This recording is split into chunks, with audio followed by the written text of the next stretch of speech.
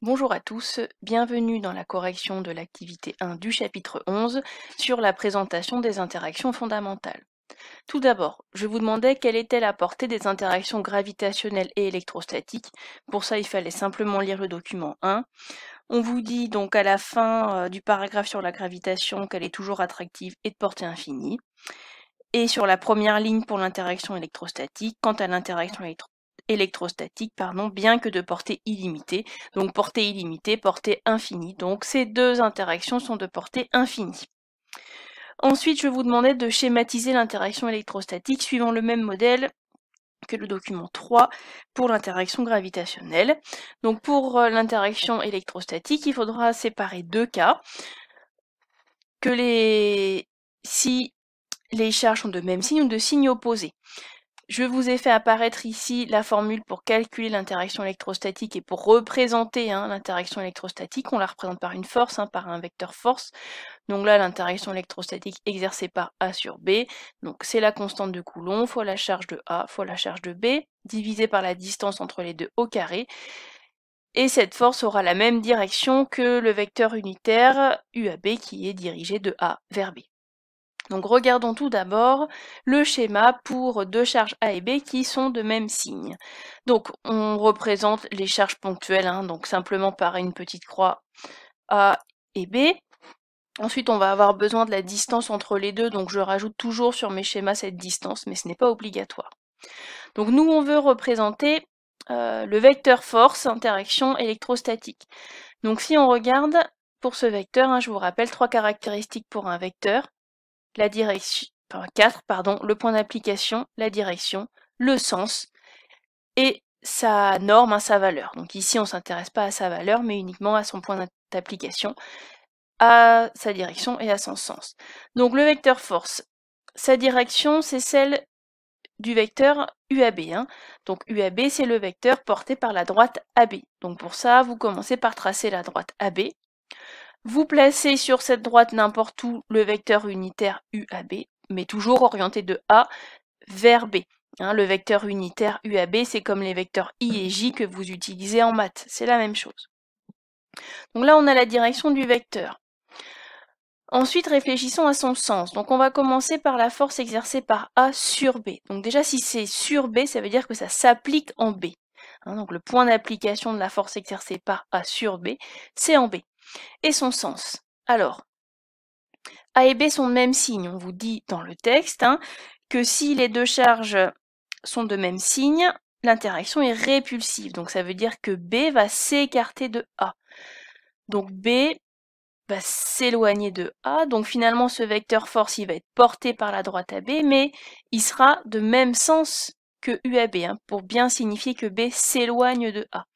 Donc voilà ce vecteur force, bien sûr, collinéaire à UAB, de même sens, donc ça veut dire qu'il va être suivant la droite AB, du même sens que UAB, pour bien montrer que B s'éloigne de A. Donc c'est bien la force exercée par A sur B.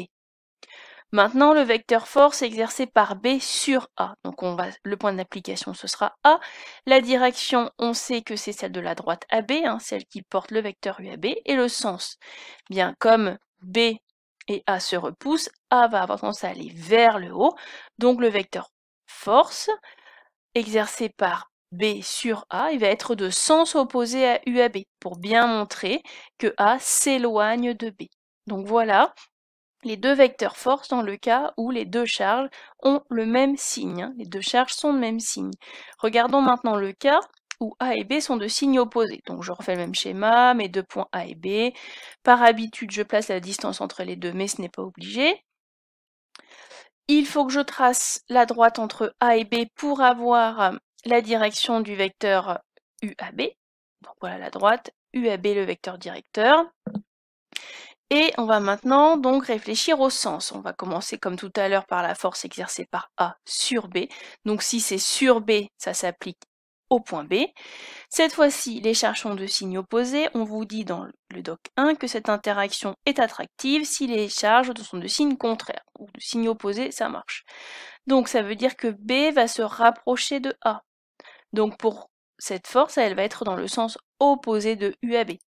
On va avoir ici la force exercée par A sur B. Maintenant, la force exercée par B sur A, elle part du point A se rapproche de B, donc cette fois-ci, le sens va bien être le même que U à B. Voilà les vecteurs force. Je les ai représentés ici sans souci d'échelle, hein. Ce qui m'intéresse, c'est la direction. Vous voyez, la direction, c'est toujours suivant la droite AB. Et après, le sens, à vous de voir si c'est dans le même sens que U à B ou dans le sens opposé. Donc voilà, le schéma classique que vous aurez à faire, hein, pour l'interaction électrostatique. Il faudra par contre toujours réfléchir si les charges sont de même signe ou de signe opposé.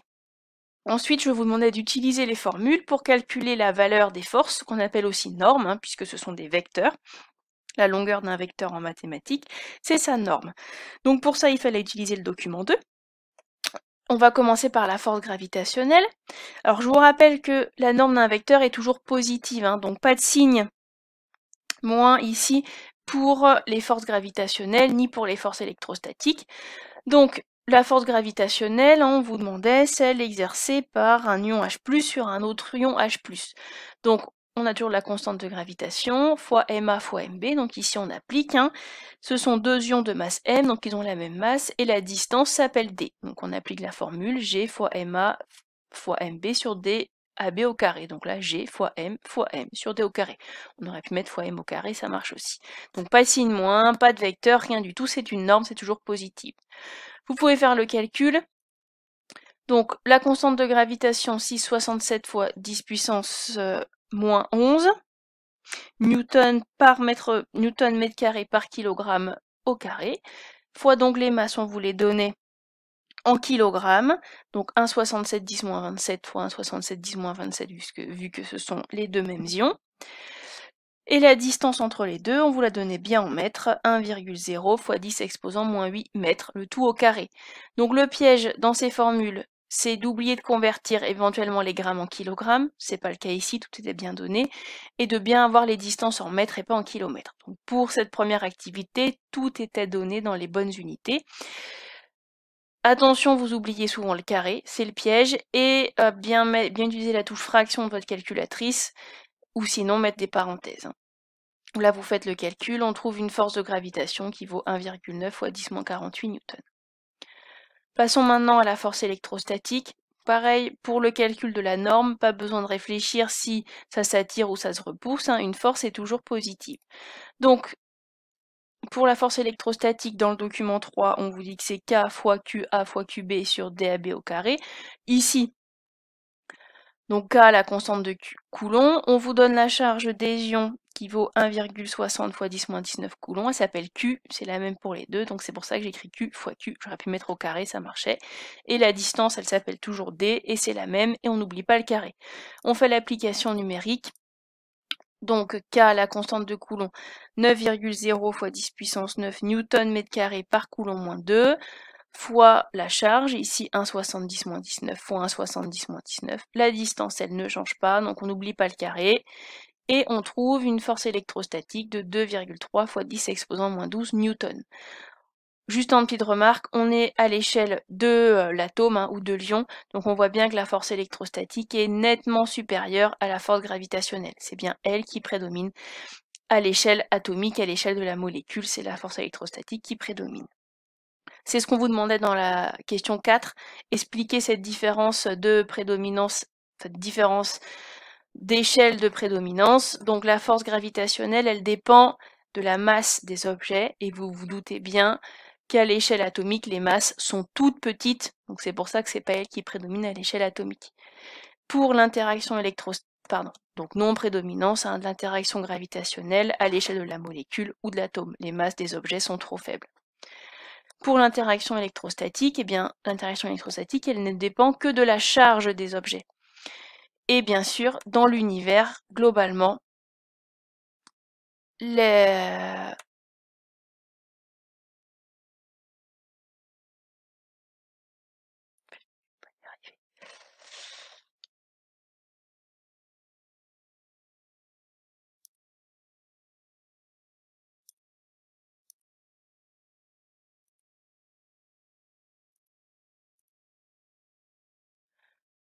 Donc regardons maintenant, expliquons maintenant cette différence d'échelle pour la prédominance. On commence par l'interaction gravitationnelle, celle qui vous est la plus courante. Elle dépend de la masse des objets. Or, vous savez très bien qu'à l'échelle de l'atome ou de la molécule, les masses sont extrêmement petites. Donc ça ne peut pas être l'interaction gravitationnelle qui va prédominer à cette échelle, hein. Les masses sont beaucoup trop faibles. Alors que pour l'interaction électrostatique, elle dépend de la charge des objets. Mais que se passe-t-il à l'échelle de l'univers? Et bien globalement, l'univers est neutre. Il y a autant de charges positives que de charges négatives. Donc ça va rendre cette interaction non prédominante, hein, puisque l'univers est globalement neutre. Donc on l'a vu aussi par le calcul lors de la question précédente sur les ions. À l'échelle de l'atome ou de la molécule, c'est l'interaction électrostatique qui prédomine.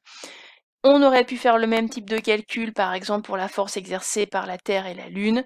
La Terre sur la Lune, eh bien, ce serait l'interaction gravitationnelle qui prédominerait vu la masse des objets considérés.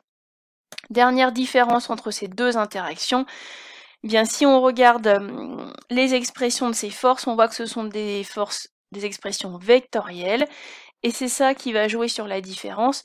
L'interaction gravitationnelle, on vous dit qu'elle ne peut être qu'attractive, alors que l'interaction électrostatique, elle est attractive si les objets ont des charges de signes opposés, et répulsive si les objets possèdent des charges qui ont le même signe, et ça va faire la différence. Gravitationnelle toujours attractive, électrostatique répulsive ou attractive suivant la charge des objets considérés.